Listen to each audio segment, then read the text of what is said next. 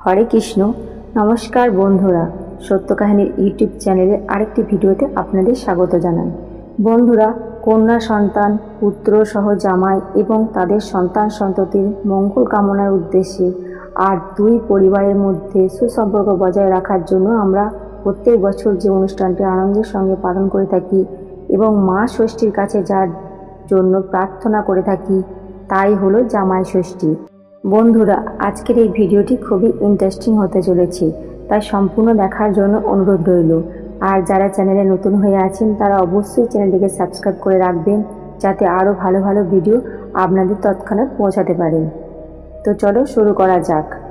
বন্ধুরা, চিরাচরিত এই প্রথাটি আমরা যুগ যুগ ধরেই পালন করে এসেছি। আর এই বছর যে শাশুড়ি মা, জামাই ও তাদের কন্যা সন্তানদের এই দিনটির জন্য অধীর আগ্রহে অপেক্ষা করেছে, সে কথা নিশ্চয়ই বলবার অপেক্ষা রাখে না।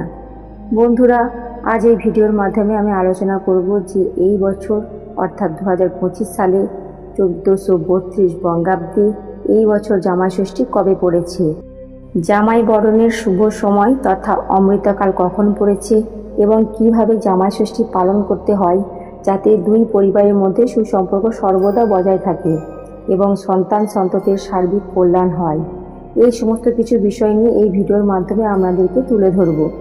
আশা করি আপনারা সম্পূর্ণ ভিডিওটি দেখবেন। বন্ধুরা, জামাই ষষ্ঠী আমরা অত্যন্ত আনন্দের সঙ্গে পালন করে থাকি। এটি আমাদের কাছে একটি উৎসবের মতো, যা আমরা প্রতি বছরই পালন করে থাকি। আর এই যে উৎসবটি পালন করি সেটি হলো মূলত মা ষষ্ঠীর ব্রত। আর মা ষষ্ঠী হলেন সন্তানদাত্রী দেবী এবং তার রক্ষা করার দেবী। তার কৃপায় নিঃসন্তান দম্পতিদের সন্তান লাভ হয় এবং সন্তানদের তিনি রক্ষা করে থাকেন। তাই তার কাছে সন্তানের মঙ্গল কামনার উদ্দেশ্যে এই জামাই ষষ্ঠী উৎসব যা ব্রত পালন করা হয়ে থাকে।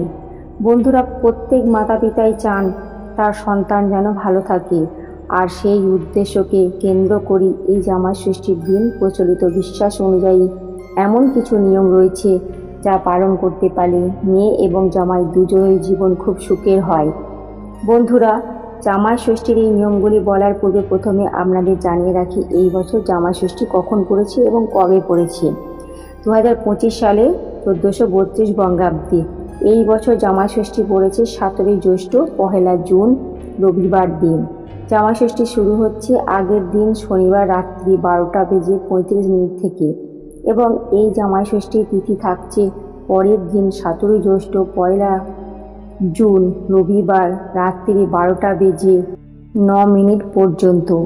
তাই উদয়া তিথি মেনে এই বছর জামাই ষষ্ঠী পালন করা হবে আগামী 17 জ্যৈষ্ঠ 1 জুন রবিবার দিন। জামাই ষষ্ঠীর জামাই বরণের শুভ সময়, যাকে বলা হয় অমৃত যোগের সময়, সেই সময় থাকছে রবিবার সকাল 6:43 থেকে সকাল 9:25 পর্যন্ত, দুপুর 12:06 থেকে দুপুর 1:45 পর্যন্ত এবং বিকেল 4টে থেকে 5:29 পর্যন্ত। এই সময়কাল পর্যন্ত থাকতে জামাই ষষ্ঠী এই বছর সম্পন্ন করতে চাইলে এই সময়টি হচ্ছে সবথেকে শুভ সময়, কারণ এই সময়কেই বলা হয় জামাই ষষ্ঠীর জামাই বরণের অমৃত যোগের শুভ মুহূর্ত। এবার বলি জামাই ষষ্ঠীর কিছু নিয়ম। জামাই ষষ্ঠীর দিন এই বিষয়গুলি মনে রাখতে হবে যেগুলো জামাই যেন শ্বশুরের বাড়িতে একা না আসে। এই দিন মেয়ে এবং জামাই যেন একসঙ্গে শ্বশুর বাড়িতে থাকেন। যদি পূর্বে মেয়ে চলে আসে তাতে কোনো অসুবিধা নেই, কিন্তু মেয়ে এবং জামাইকে শ্বশুর বাড়িতে ওই দিন একসঙ্গে থাকা প্রয়োজন।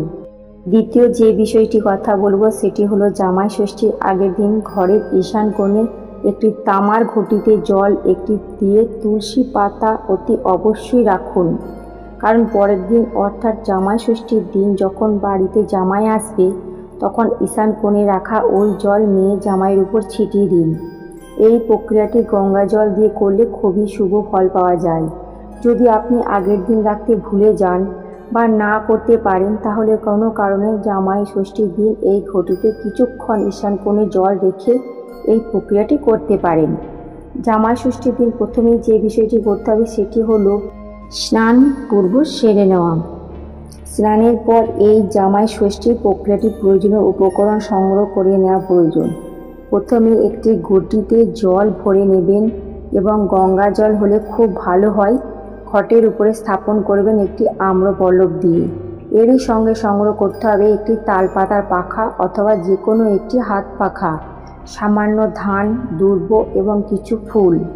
এর সঙ্গে একটি থালায় রাখবেন 3 অথবা 5 অথবা 7 রকমের কাটা ফল এবং কিছু মিষ্টি। অনেক ক্ষেত্রে এগুলি কাঁঠাল পাতার উপর সাজিয়ে রাখেন শাশুড়ি মা। এরপর যেটি করবেন সেটি হলো জামাই ষষ্ঠীর দিন একটি সাদা সুতো নিয়ে সেটিকে 5 বা 7 পাক করে তাতে হলুদ মাখিয়ে দিন। আর তারপর সেই সুতোতে একটি ফুল এবং একটি বেলপাতা গিঁট বেঁধে দিয়ে সেই সুতোটিকে ঘটের সামনে রেখে দিতে হয় এবং তারপর সমস্ত উপকরণগুলি সংগ্রহ হয়ে যাওয়ার পর মা ষষ্ঠীর পুজো করা হয়। তার উদ্দেশ্যে একটি প্রদীপ এবং ধূপকাঠি জ্বালানো হয়। তারপর জামাই এলে তাকে বসিয়ে সেই সাদা সুতোটি বেঁধে শাশুড়ি মা পাখার হাওয়া দিয়ে বলেন 60 60 60। তারপর ধান ও দুব্বা দিয়ে আশীর্বাদ করেন। এই ফুল এবং বেলপাতা দিয়ে সুতো দিয়ে বেঁধে দেওয়ার অর্থ হলো তোমার সঙ্গে আমাদের পরিবারের বন্ধন এবং আমার মেয়ের সঙ্গে তোমার বন্ধন সারা জীবন অটুট থাকে এবং সুখপ্রদ হোক।